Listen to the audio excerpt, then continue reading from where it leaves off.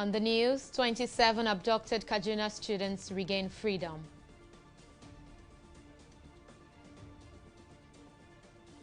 Minister of Finance denies withholding 50 billion naira army budget.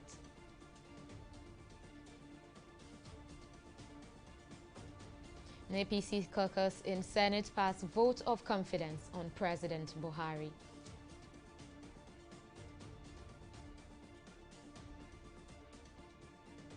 Glad to have you join us on News Now at this time. I am Oyi Adekunle.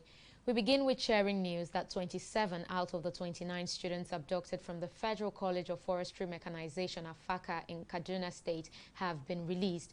Reports say one of the parents of the abducted students confirmed the news. Daily Trust newspaper has also confirmed the development. The release was said to have been facilitated by Islamic cleric Ahmed Gumi Dialogue Committee with support from former President Olusegun Obasanjo.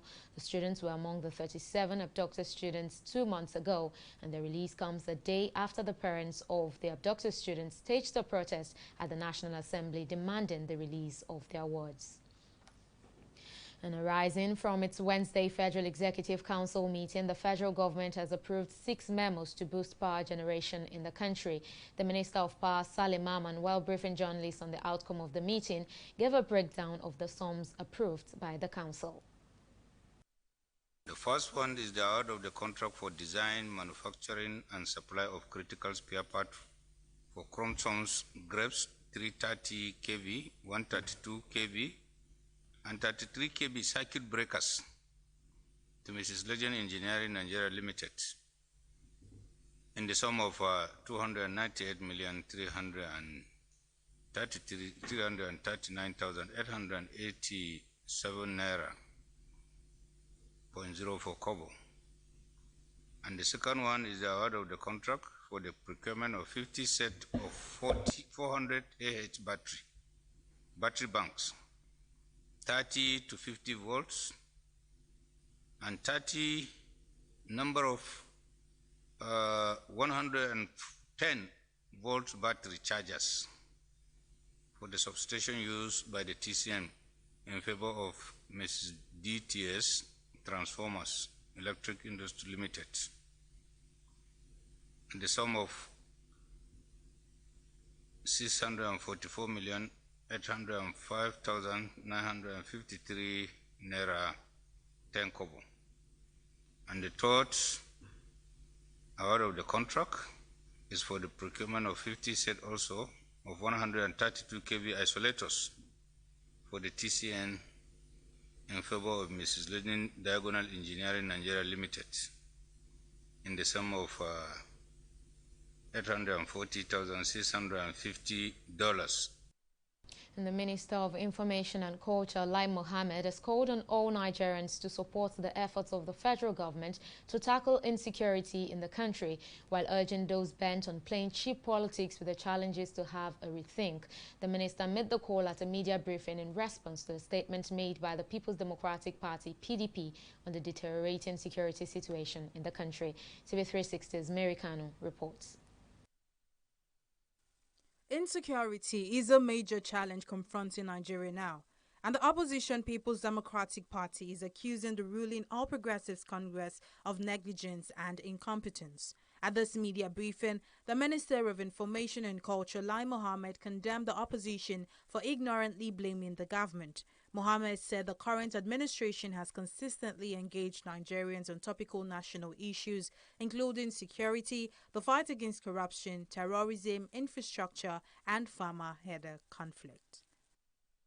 We acknowledge the challenges we face as a nation, and we are doing everything possible to tackle them. We call on all Nigerians to support the efforts of the federal government to tackle these challenges. We advise those bent on playing cheap politics the challenges to have a rethink. This is no time for politics. According to him, kidnapping and banditry are not federal offences, but that of the state government. The minister therefore advised People's Democratic Party to call out the states, including those being controlled by it, to ensure a rigorous prosecution of arrested kidnappers and bandits. The PDP alleged that kidnappers and bandits are not being brought to justice. This is apparently aimed at the federal government. It is shocking that the party that ruled this nation for all of 16 years does not know that kidnapping and banditry are not federal offenses. The PDP should therefore call out the states, including those being controlled by it, to ensure a rigorous prosecution of arrested kidnappers and bandits. Meanwhile, PDP conveniently forgot that as far as terrorism, a federal offense is concerned, this federal government has successfully prosecuted thousands of Boko Haram members, engaging as part of a continued exercise. Mohammed said the PDP did not respect its own words as it played cheap politics while playing the ostrich. Mary Kanu, TV360, Nigeria. And still on security matters, the Department of State Service, DSS, has been talking on plans by some Nigerians to sponsor terror in different parts of the country and start campaigns of calumny to bring down the democratically elected government of President Muhammadu Buhari. The Defense Headquarters has also released statements following calls by some notable Nigerians suggesting that a military government should take over.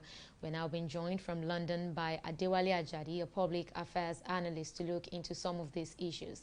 Mr. Ajadi, thank you very much for joining us on News Now. Now, for some time, the DSS has been consistently raising the red flag that there are attempts by some people to destabilize the country. And to some people, this is an attempt to sort of push blames on something else. But some people have also believed that the sponsored threat to national unity is real. What do you make of all of these? Well, thank you very much for inviting me. It's very clear that the DSS has more credibility than commentators. Well, what is clear is that this is an institution of the Nigerian state that is not likely to just politicize this kind of issue. But let's even reflect on what we are seeing. One of your own reporting today is about students that were kidnapped. We have seen an unusual trend across geopolitical zones that well-armed and well-trained people are taking spectacular criminal action, and it seems to be designed to undermine the order and the developments in the country. We have also seen across geopolitical zones unprecedented agitation for ethnic nationalities and ethnic secession. This has no credibility since these are not voted individuals. Nobody has commissioned them to do that, but this seems to be spontaneously organized. But so sorry to cut you here, Mr. Ajadi, but whether we like it or not, the country is facing one of its biggest security challenges in recent times. So in this situation now, what would you recommend the government to do at this time? I think that it is very clear that these challenges are part of an unhappy elite. And it is very important that the government decides how it splits the elite. So it means that the government has to reward those who are passionately Nigerians and make sure that evidentially and otherwise, those who are involved in criminal activity are openly investigated and punished. Then the government should engage the wider public on creating an early warning system across the country that tells us when there are prospects of different kinds of criminal activity. But let me quickly add this because I know our time is short. There's a flaw among the elite that suggests that if you create agitation and you create unsustainable climate, it's likely to reward you by earning power in 2023. This is a very ridiculous notion. People must not forget that the institutions that they destroy today are the ones that they would earn when they win elections. And this should not be sustained at all. Well, indeed, Mr. Adewale Ajadi, thank you very much for joining us on News Now. Moving on now, the Minister of Finance, Budget and National Planning, Zainab Ahmed, has debunked the military's claims of having outstanding 50 billion naira of funds being withheld by her ministry, stressing that 100% releases have been made to the military since 2019. The minister said this at a special session before the Senate Committee on Army. This is coming against the backdrop of a letter from the military that 50 billion naira meant to fund Operation Lafia Dole, Adarindaji and Thunder Strike are yet to be disbursed. TV360's Simisola Adigun has more. Last week, the Army and the Ministry of Finance were in this hall to meet with the Senate Committee. The committee said it was probing a missing 50 billion naira budgetary allocation to the Army, which was not released by the Federal Ministry of Finance. The Minister of Finance was summoned to appear before the lawmakers and clarify issues. On Tuesday, Zainab Ahmed appeared before the Senate Committee on Army and confirmed that 100% releases have been made of funds meant for the military to cover capital, overhead and personnel costs. The minister added that owing to the urgency of the security situation, her ministry has resorted to accessing funds from the service-wide votes, exceeding the funds originally appropriated for the military. I have in that same schedule a breakdown of the components of Operation Lafia Dole. The Nigerian Army, of the 82.619 billion Nigerian Army, got a component of 35.61 billion, representing 40%, while the Defense Headquarters got 25%, and Nigerian Air Force got 21%. Then below this breakdown for Operation Lafia Dole is details of some of the extra budgetary funding that Mr. President gave special approvals for, and there's a total of 12.422 billion, which was also fully funded and released to the Nigerian Armed Forces. There was also a special provision for Operation Hadarindaji and Thunder Strike, Operation Thunder Strike. Then when you look at the details, you find that the request is made through the Ministry of Defense by the Defense Headquarters, and they detail out how each of these funds is going to be used. So it's initiated by the Ministry, by the Defense, it goes to the President, he approves, we release what is based on what is approved. We don't have any view of the actual utilization of this. What we are doing is releasing the funds. From submissions of speakers, quite a lot is not well with the country's military, but this is a member of the committee. Senator Chris Ekpeyong urged the media not to report the seeming sorry state of Nigeria's military. So in reporting, you must also show patriotism. You don't have to report everything verbatim. By letting the world know that we are short change or in one form or other, that we don't have adequate equipment to fight the insurgency. We are all in this together. Security is everybody's business. The sensation normally caused by our press sometimes goes out of patriotism. You can even say it's unpatriotic. So please, say those things that will help in improving the security of this country, and not those things that will compound our problem again. The service chiefs were absent at the session, and the committee members later went into a closed session. Simisola Adigun, TV360, Abuja. The Senate has called on the Inspector General of Police and the Police Service Commission to investigate Taraba State Police Commissioner over the alleged abuse of human rights of 14 residents. This resolution followed deliberation on a motion by the Deputy Senate Minority Leader Emmanuel Bwacha over the allegations of human rights abuses of the police officer. Senator Bwacha explains that the 14 persons have been in detention beyond what the Constitution stipulated, even without trial.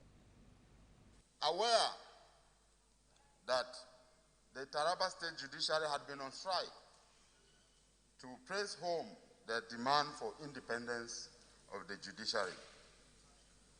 And so the State Judiciary had been on strike for quite some time now. Concerned that 14 members of my senatorial district were on the 23rd of April bundled out of their domain and taken to Jalingo, detained in police cell.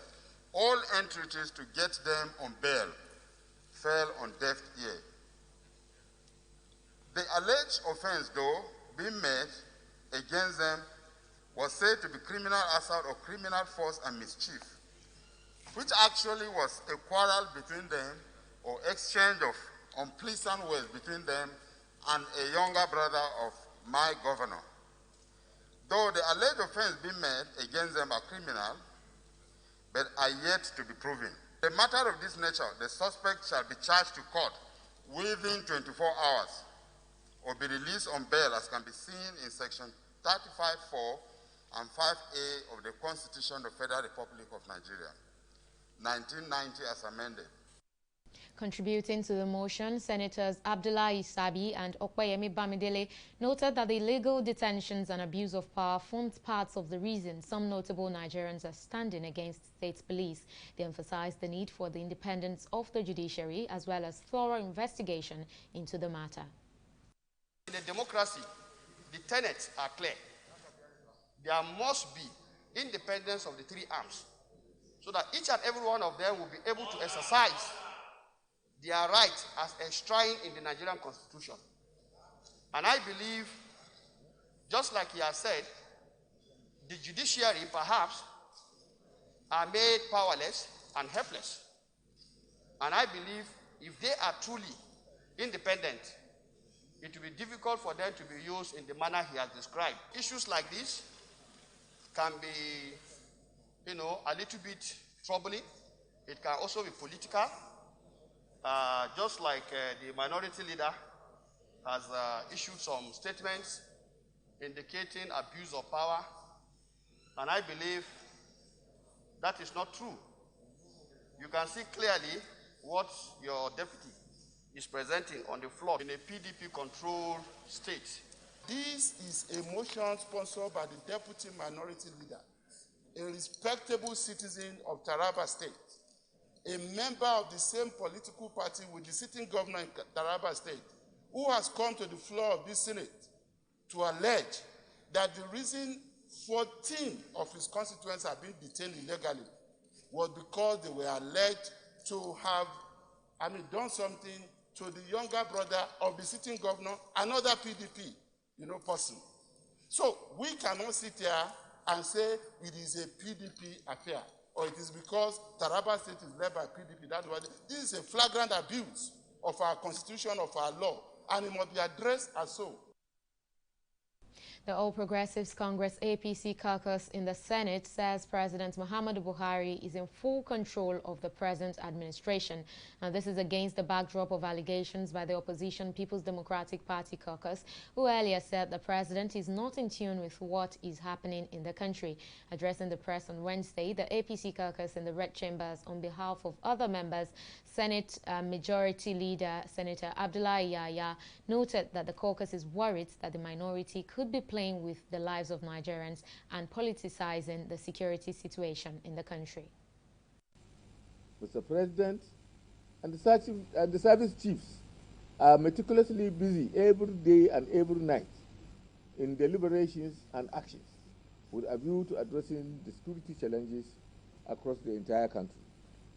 Similarly, Mr. President had always made statements to Nigerians on all major security incidences and assuring Nigerians and indeed the international community that he is on top of the game and that he will continue to do his best in making sure that the security challenges are tackled head-on. We want to assure Nigerians that Mr. President is in charge of the government and is discharging his duties conscientiously and patriotically.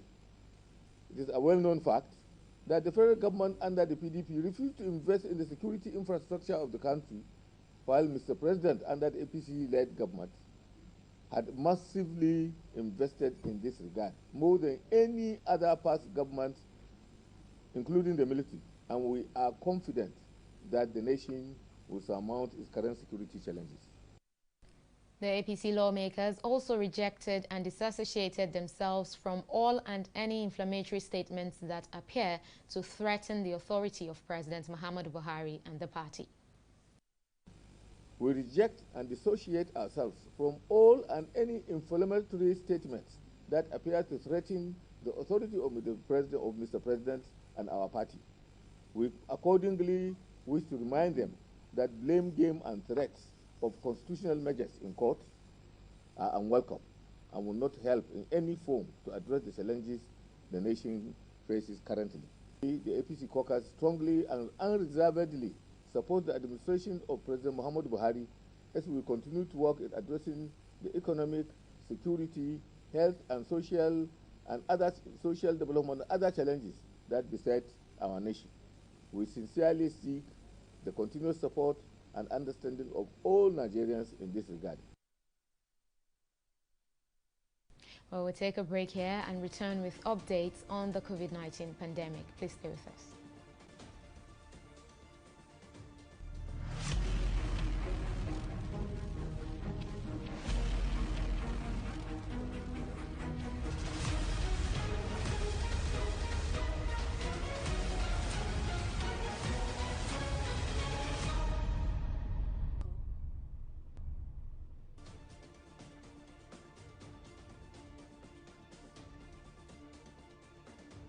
Glad to have you back. Now, here's a quick reminder of some of our top stories tonight. The Minister of Information and Culture, Lai Mohammed, has called on all Nigerians to support the efforts of the federal government to tackle insecurity in the country, while urging those bent on playing cheap politics with the challenges to have a rethink. And we also told you that Nigeria's Finance Minister, Zainab Ahmed, has debunked the military's claims of having outstanding 50 billion naira of funds being withheld by the ministry, stressing that 100% releases had been made to the military since 2019. And in case you missed any of our news bulletins or for more updates, do log onto our website on www.tv360nigeria.com. You can also follow us on all our social media platforms on Twitter, Instagram, YouTube and Google Plus at TV360 Nigeria. On Facebook, we're at TV360 Online.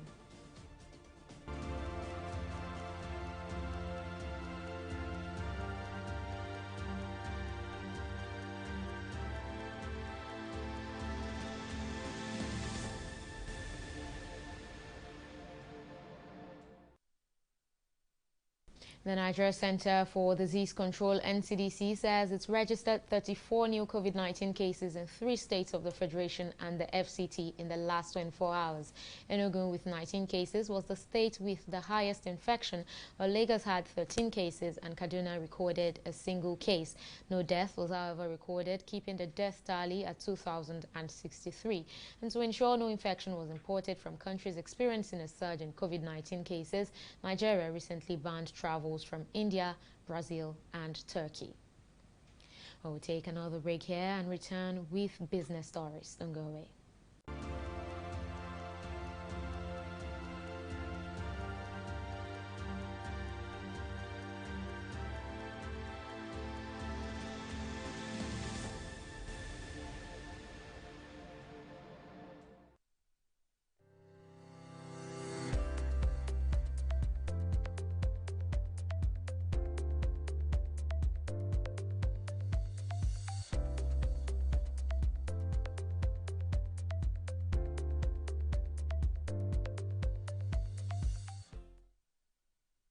Welcome back. Well, let's now join Mary Kanu for the latest developments in the world of business. Over to you now, Mary. Thank you very much, Oyi. The Lagos State government says it has placed 4,000 unemployed graduates on 40,000 naira salary for 6 months. The Commissioner for Wealth Creation and Employment, Yetunde Arobieke, revealed this during the 2021 ministerial press briefing in commemoration of Governor Babajide Sanwo-Olu's second term in office. Arobieke said this was implemented through the ministry's graduate internship placement program. The Commissioner explained that the GIPP is meant to assist micro, small and medium enterprises and other companies to choose from the state's database of groomed talent interns to enhance productivity and boost their businesses, thereby promoting economic growth at no cost through the intervention of the state government. But we'll take a pause here and be back with stock market review. Stay with us.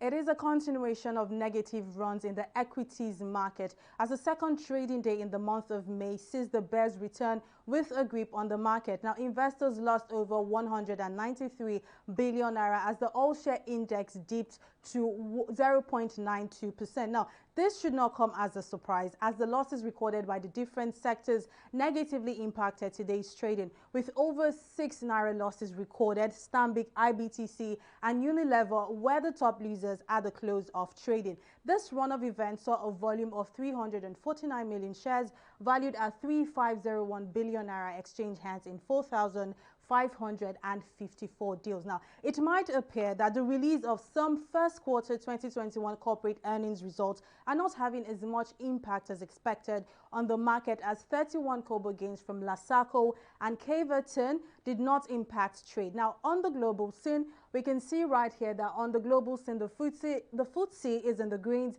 Dow Jones in the greens, and Nikkei is in the reds. Now, the FTSE and the Dow Jones have bounced back from yesterday's trading where they were in the reds to close their best in over 2 months as gains from the mining sector helped secure today's gains. Well, that's all on Stock Market Review. Over to Owen for the rest of the news. Thank you very much for that update, Mary. We'll move now to the foreign scene, where 25 persons have died in a jihadist attack on a village in eastern Burkina Faso this week.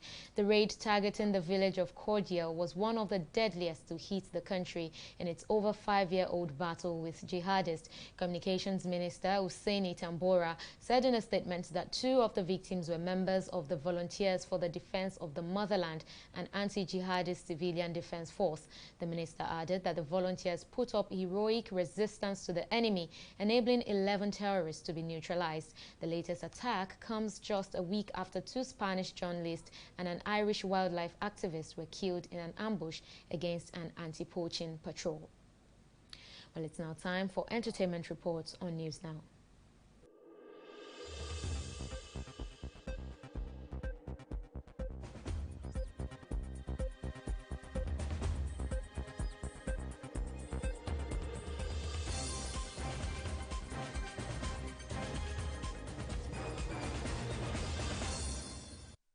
Recent allegations labeled against Baba Ijesha on defiling a minor, latest development reveals that the Lagos State government is set to file charges against the actor. In a statement signed by the Attorney General and Commissioner for Justice in Lagos, Moyosore Onigbanjo SAN, Baba Ijesha may be sentenced to life imprisonment if found guilty in court. The embattled actor has been slammed with a 5-count charge under 5 provisions of the criminal laws of Lagos State. It is reported that the police have forwarded the case to the Directorate of Public Prosecutions for legal advice. Moses Owang has revealed the official trailer for his upcoming feature-length film Lockdown ahead of its theoretical release. Starring Omotola Jalade Ekende, Shola Shobowale, Inidima Okoje, the star-studded Sneeze Films, Film One and CAM Media Group collaboration follows the coincidental and chaotic meeting of 6 individuals from different walks of life as a result of a sudden government-imposed lockdown following the outbreak of a pandemic. The thriller also stars Charles Awurum, Norbert Young, Tony Umes, Jerry Amilo, Demi Okolawon, Chioma Kpota, Josh Tufoni, and Big Brother Nigeria reality star Bam Bam.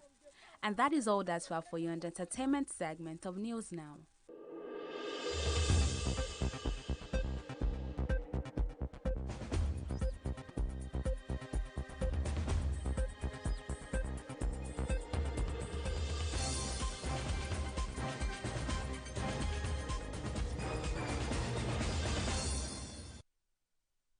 In sports, amid the COVID-19 protocols and guidelines, the 2021 ASO Table Tennis National Championship kicked off at the Package B of the Moshood Abiola National Stadium in Abuja. Over 300 players from 22 states, including the National Civil Defense Commission, registered for the 14th edition of the annual event. The ASO Table Tennis National Championship is the longest national table tennis tournament in the country, and it is one of the few that provides free food and accommodation throughout the duration of the events. Participants spoke with our correspondent Mudashiru Shitu and expressed their expectations of the tournament. Everything is going on well, the environment is conducive for all the players, and we're here to try our best. If it's possible for me to win the tournament, I will surely try. and do my best. By the tournament, I'll be preparing very hard. I'll be going to train in the morning, in the afternoon, and sometimes in the evening. My target is to reach like the semi-finals, since this is my first tournament. Then after this tournament, I can think of reaching the finals. The 2021 ASO Table Tennis National Championship would end on Thursday.